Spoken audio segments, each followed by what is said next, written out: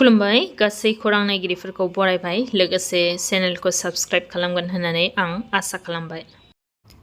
बर' सावथुन मुलुगनि जाखांफु महरगिरि बड'रे बर'आ बिखानि जेंनाजों मोगा-मोगि जानांनानै देहा फाहामसालियाव थिसनजानो गोनां जादों होनना मोनथिनो मोननाय जादों।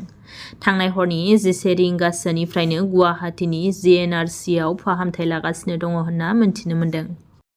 सिमेन्ट सापरिनि सासे सुबुं गोमानानै दङ होनना खौरां मोनदों। सिमेन्ट सापरिनि सिङाव थानाय हांमा सापरि गामिनि 60 बोसोर बैसोनि उखा बसुमतारिया थांनाय 19 एप्रिलनिफ्रायनो गोमानानै दङ होनना मोनथिनो मोनदों। सोरबाफोर बहाबा नुसनबायोब्ला नखरनि सुबुंनो 7086263676 नम्बराव खिथा हरनो थाखाय खावलायदों फिसाज्ला मतिलाल बसुमतारि बिथाङा।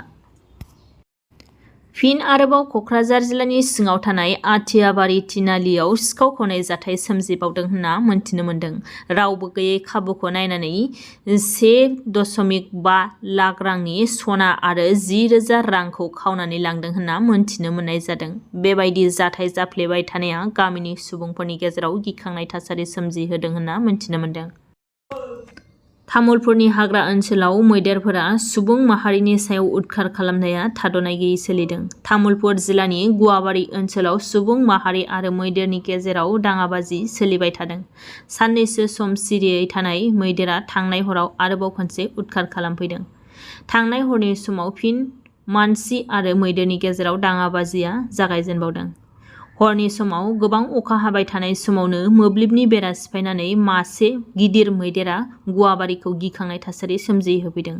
हाग्रानि मैदेरा गुवाबारि गामिनि नारायण जुब्बा आरो अबाला हाजंनि न'खौ आबुङै सिलिंखार खालामदों होनना मोनथिनो मोनदों। मख'नो गोनांदि तामुलपुर जिल्लानि भारत-भुटान साखाथिनि गामिफोराव हाग्रानि मैदेरा सुबुंफोरनि धोन सम्पतिखौ सम सम खहा खालामफैबाय थायो होनना मोनथिनो मोनदों। बेनि सायाव BTC खुंथाय आरो रायजो सरकारा दासिमबो जेबो गोख्रों राहा लायाखै होनना मिथिदों। मेघालयनि शिलं दावखि लामायाव हा गिसिखानायजों सानै सुबुङा जिउ खोमानो गोनां जादों होनना मोनथिनो मोनदों।